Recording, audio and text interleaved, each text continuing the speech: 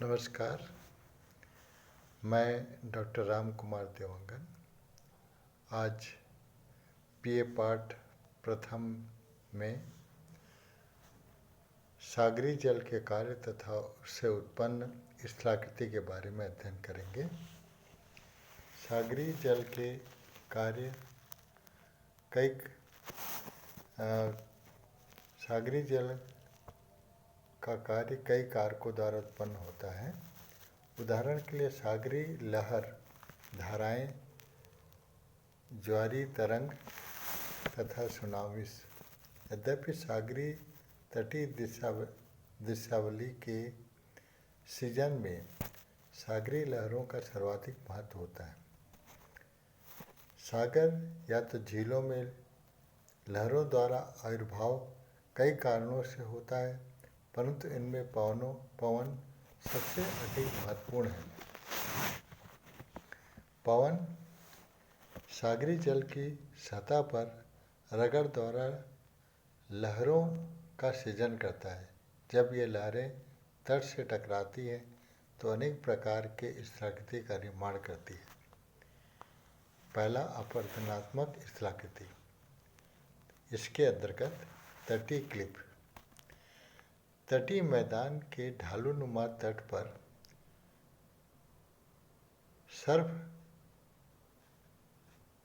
धाराएं या तरंगे अपने अपवर्तन द्वारा चट्टानों को तट के आधार पर प्रहार करके काटती है, जिस कारण तट का भाग सीधा खड़ा हो जाता है और क्लिफ के आधार पर तरंगे स्थल की ओर अधिक कटाव कर देती है। इस तरह क्लिफ के आधार पर या निचले भाग में खांचे या दांते का निर्माण हो जाता है। इस खांच के कारण क्लिफ का शीर्ष भाग सागर की ओर लटका रहता है तथा निचला भाग स्थल की ओर प्रविष्ट रहता है। जब खांच का भाग स्थल की ओर विस्तार अधिक होता है तो क्लिफ का ऊपर लटकता हुआ शीर्ष भाग नीचे से सहारा न मिलने के कारण टूटकर नीचे गिरते रहता है, जिस कारण क्लिफ निरंतर पीछे की ओर सरकता रहता है। इस प्रकार क्लिफ का निर्माण तथा अवसान होते रहता है। दूसरा है तटीय कंदरा। सागरीय तटीय भाग की चट्टानों में जब संधियों को पूर्णतया विकास हुआ रहता है तो सागरीय तरंगे इन संधियों में प्रविष्ट होकर अपवर्तन करने लगती है। जब इस तरह की संरचना वाली कठोर शैल में कोमल शैल की स्थिति होती है तो तरंगे उन्हें शीघ्र काटकर एक छोटी कंदरा का निर्माण कर देती है।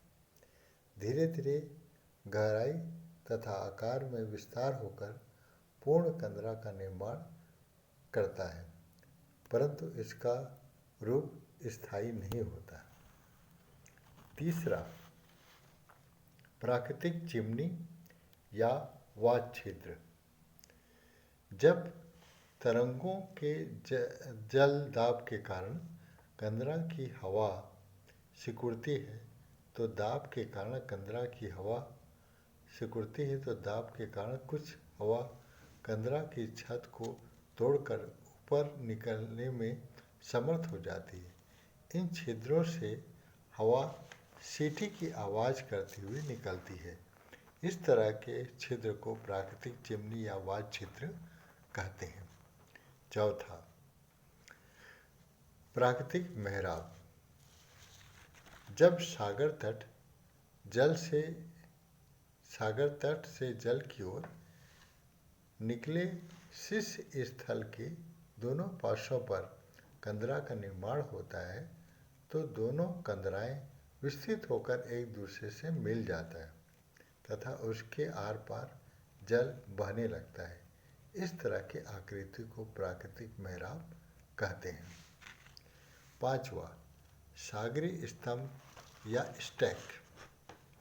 मेहराब का ऊपर छत अपरदन के कारण कमज़ोर हो जाता है और गिर जाता है, जिस कारण शीर्ष स्थल का सागर की ओर वाला भाग तट से अलग हो जाता है।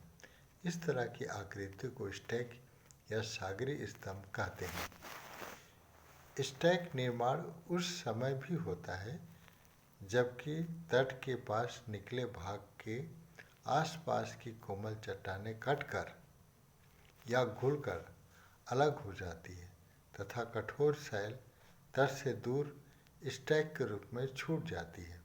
स्टैक को चिमनी शैल या स्केरी भी कहते हैं।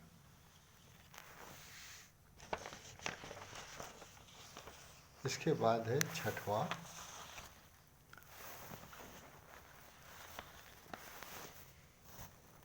अंडाकार कटान तथा लघु निवेश है। जब तट के समांतर क्रमशः कठोर तथा कोमल चट्टानें की परतों का विस्तार होता है तो तरंग का जल कठोर चट्टान की संधियों में प्रविष्ट होकर भीतर प्रवेश हो जाता है।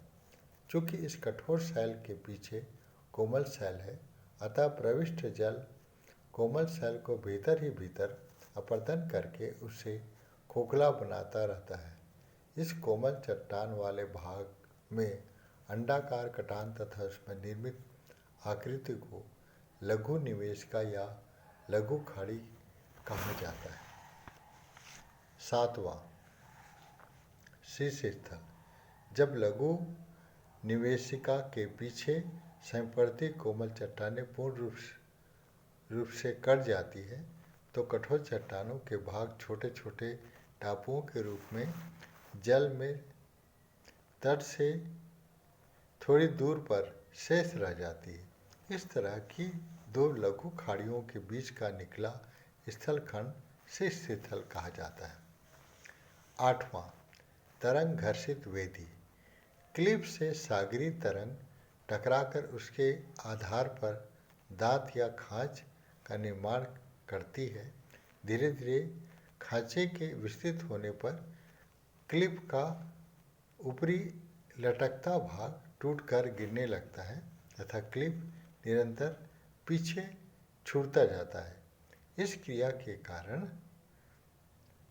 क्लिप सागरी तटीय भाग पर जल के अंदर एक मैदान का निर्माण हो जाता है, जिसे तरंग घर्षित मैदान या तरंग घर्षित प्लेटफॉर्म या वेदी कहा जाता है। अब निक्षेपण क्रियाओं से बनने वाली स्थलाकृतियाँ।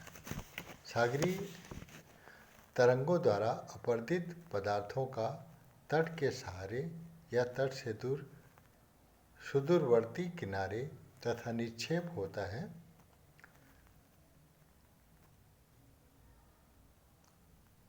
तटाभिमुख तरंगें मलबा को अपने साथ तट की ओर लाती है, परंतु यह पदार्थ ढालू तट के सहारे गुरुत्व के कारण सरक कर सागर की ओर चला जाता है। इस प्रकार अनेक प्रकार के स्थलाकृति का निर्माण होता है। पहला है पुलिन। सागरी तट के सहारे मलबा के निक्षेप से बने स्थलारूप को पुलिन कहा जाता है। पुलिन का निर्माण वास्तव में उच्च ज्वार तल तथा निम्न ज्वार तल के नीचे वाले भाग में होता है। सागरी जल द्वारा अपवर्तित पदार्थों का कुछ भाग तट के सहारे जमा हो जाता है, जिससे तट का भाग कुछ उथला हो जाता है। जलमग्न तट का यह उथला भाग ही बीच या पुलिन कहलाता है। कश्व पुलिन। अधिकांश पुलिन के सागरी तट भाग में रेत, गुलाश्म तथा बजरी का तरंगों द्वारा इस तरह निक्षेप हो जाता है कि पहले कटकों का निर्माण हो जाता है, जैसे कि सागर की ओर निकले रहते हैं। इस कारण निकले हुए कटकों के बीच की दूरी प्राय समान होती है। इन निकले हुए पुलिनों को कष्पपुलिन, कष्पयुक्त पुलिन या कष्पपुलिन कहा जाता है।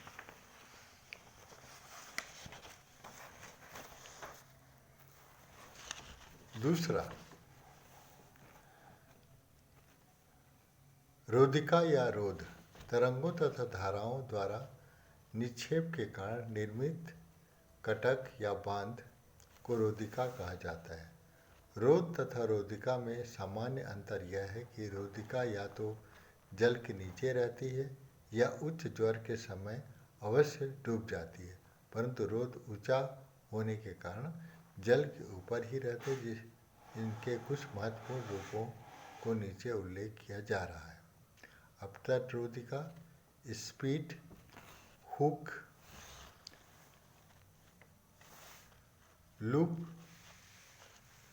या छल्ला, इस तरह से लहरों के द्वारा अनेक प्रकार के, साथ में टम्बोलों का भी निर्माण इस निक्षेपण क्रिया के द्वारा होता है।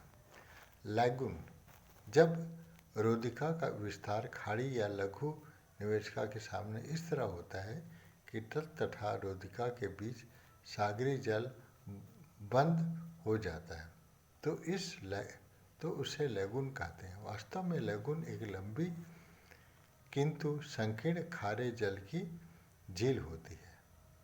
चिल्का पुलिकट झील लैगून झील है। इस प्रकार सागरी लहरों से या सागर में बनने वाली स्थलाकृतियों का अपर्दन क्रिया से तथा निक्षेपण क्रियाओं से स्थलाकृति का निर्माण होता है। धन्यवाद।